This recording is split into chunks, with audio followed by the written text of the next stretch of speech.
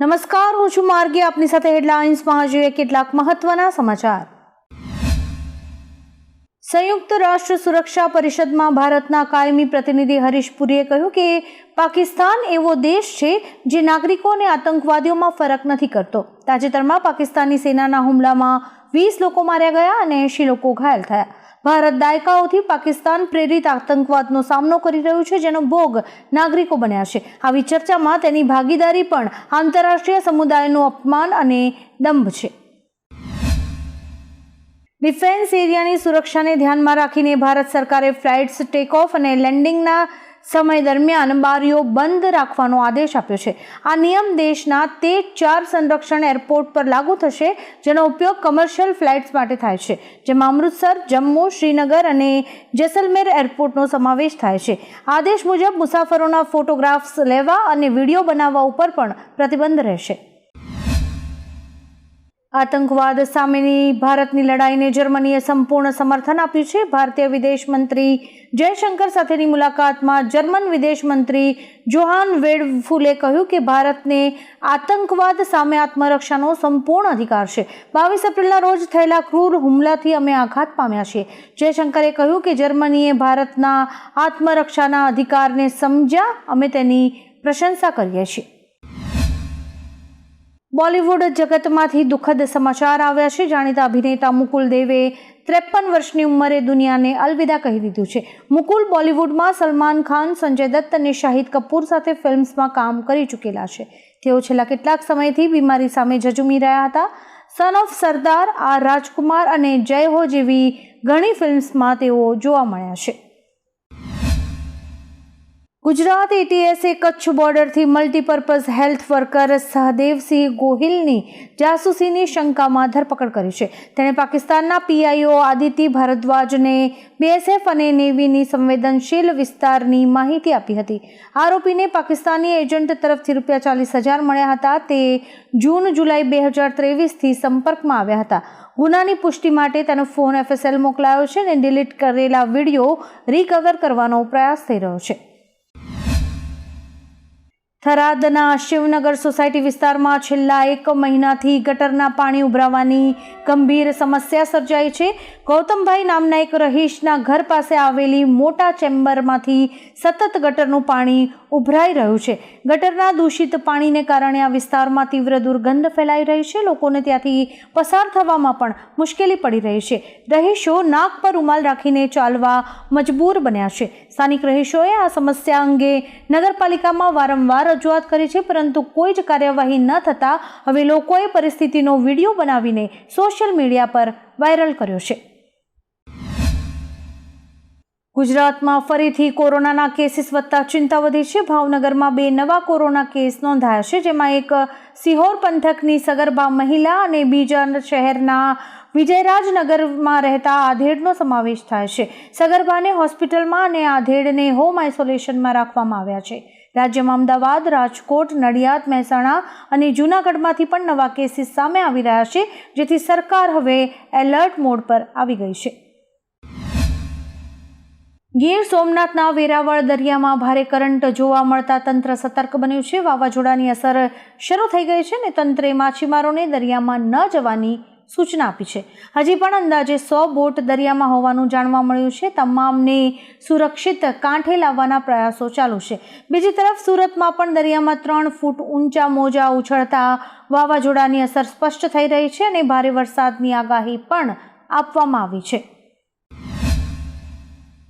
વિપક્ષના નેતા રાહુલ ગાંધી જમ્મુ અને કાશ્મીરના પૂંછ પહોંચ્યા છે. તેઓ અહીં પાકિસ્તાની ગોળીબારમાં માર્યા ગયેલા લોકોના પરિવારોને મળ્યા હતા. તે શાળાના બાળકોને પણ મળ્યા અને તેમને પ્રોત્સાહન આપ્યું હતું. રાહુલે કહ્યું કે બધું જલ્દી ઠીક થઈ જશે. આ પરિસ્થિતિઓમાંથી બહાર આવવા માટે તમારે સખત અભ્યાસ કરવો જોઈએ, રમવું જોઈએ અને શાળામાં ઘણા બધા મિત્રો બનાવવા જોઈએ. આગામી ઇંગ્લેન્ડ પ્રવાસ માટે ભારતીય ટેસ્ટ ટીમની જાહેરાત કરવામાં આવી છે. ટીમ આ પ્રમાણે છે: કેપ્ટન તરીકે ગિલ, વાઇસ કેપ્ટન રિષભ પંત, યશસ્વી, KL રાહુલ, સાઈ સુદર્શન, અભિમન્યુ, કરુણ નાયર, નીતિશ કુમાર, જાડેજા, ધ્રુવ જુરેલ વિકેટકીપર તરીકે, સુંદર, શાર્દુલ, બુમરાહ, સિરાજ, પ્રસિદ્ધ કૃષ્ણા, આકાશદીપ, અર્શદીપ અને કુલદીપનો સમાવેશ થાય છે. 5 મેચની ટેસ્ટ શ્રેણીની પહેલી મેચ 20મી જૂનથી રમાશે. કાળઝાળ ગરમીમાં ચોમાસાની રાહ જોતા લોકો માટે સારા સમાચાર આવ્યા છે. કેરળમાં આજથી ચોમાસું બેસી ગયું છે. કેરળમાં આજે ધોધમાર વરસાદ વરસી રહ્યો છે. કેરળના ઇતિહાસમાં 16 વર્ષમાં પહેલીવાર આટલું વહેલું ચોમાસું બેસી ગયું છે. કેરળમાં 1 જૂનથી શરૂ થનારું ચોમાસું આશરે 1 અઠવાડિયા વહેલું પહોંચ્યું છે. ગુજરાતમાં ચોમાસા પહેલા વરસાદ અનેક વિસ્તારોમાં બેટિંગ કરી રહ્યો છે. રાજ્યમાં પણ ચોમાસાની વહેલી એન્ટ્રી થાય તેવી શક્યતાઓ છે. પાકિસ્તાનની સેનેટમાં ભારતે સિંધુ જળ સંધિને સસ્પેન્ડ કરવા પર પીટીઆઈના સાંસદ સૈયદ અલી જાફરે કહ્યું કે જો પાણી સંકટનો ઉકેલ નહીં આવે તો પાકિસ્તાનના લોકો ભૂખમરાથી મરી જશે. સિંધુ બેસિન પાકિસ્તાનની જીવનરેખા છે. આપણું 90% પાણી બહારથી આવે છે. 10માંથી 9 લોકો સિંધુ પર આધાર રાખે છે. આપણા બધા પાવર પ્રોજેક્ટ્સ, પાક, બધું જ અહીં બનેલા બંધો પર આધાર રાખે છે. તે આપણા પર લટકતા પાણીના બોમ્બ જેવું છે જેને નિષ્ક્રિય કરવાની જરૂર છે.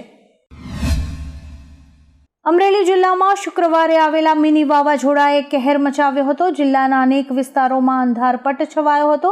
આ દરમિયાન 110 વીજ થાંભલા ધરાશાયી થઈ ગયા હતા. પીજીવીસીએલની ટીમ્સ સવારથી જ યુદ્ધના ધોરણે વીજ પુરવઠો પૂર્વવત કરવાની કામગીરીમાં જોડાઈ હતી.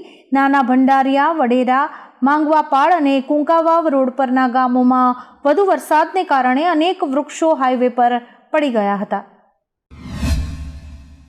પહેલગામમાં થયેલા આતંકવાદી હુમલા બાદ હજી પણ જામનગર દરિયાકાંઠે સુરક્ષા વ્યવસ્થા કડક કરી દેવામાં આવી છે. જિલ્લાના દરિયાઈ વિસ્તારના પોલીસ સ્ટેશન્સ અને ફિશરીઝ વિભાગ સંયુક્ત કામગીરી કરી રહ્યા છે. એસઓજી અને ફિશરીઝ વિભાગ દ્વારા બોટ માલિકોના દસ્તાવેજોની તપાસ કરવામાં આવી રહી છે. કન્ડમ થયેલી બોટ્સને બંદર પર અલગ સ્થળે પાર્ક કરવાની સૂચના અપાઈ છે. આ ઉપરાંત શંકાસ્પદ પ્રવૃત્તિની જાણ કરવાની પણ સૂચના અપાઈ છે.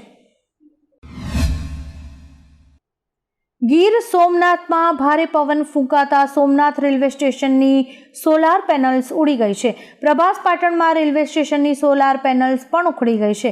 પ્રભાસ પાટણમાં 5 મકાનોને નુકસાન થયું છે. છોટાઉદેપુર જિલ્લામાં સાંજે ભારે પવન ફૂંકાતા અંધારપટ છવાયો હતો. આ પછી કવાંટ વિસ્તારમાં ધોધમાર વરસાદ પડ્યો છે. છોટાઉદેપુર શહેરમાં પણ ઝરમર વરસાદ વરસી રહ્યો છે. સુરત શહેરમાં કારના સ્ટીયરિંગમાંથી 74.450 ગ્રામ મેફેડ્રોન ડ્રગ્સ ઝડપાયું હતું. શહેરના સરથાણા જકાત નાકા પાસે બીઆરટીએસ બસ સ્ટેશન સામે આ કાર ઊભી હતી.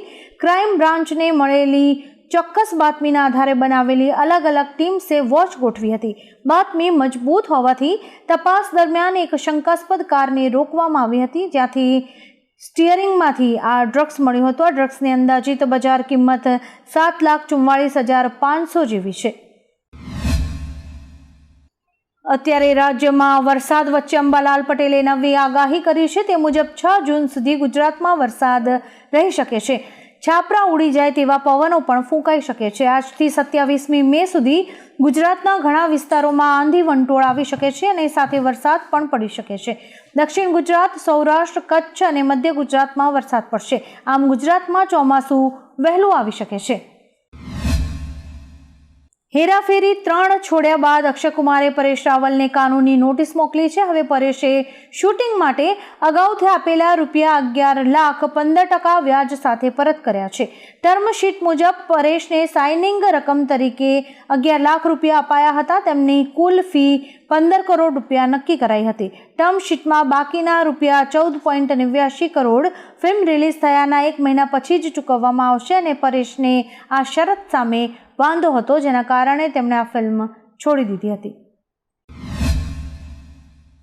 રાજ્યના પર્યાવરણ મંત્રી મુકેશ પટેલે ઉદ્યોગકારોની એક બેઠકમાં જણાવ્યું કે પ્રદૂષણ બંધ કરો, નહીં તો મિલો બંધ.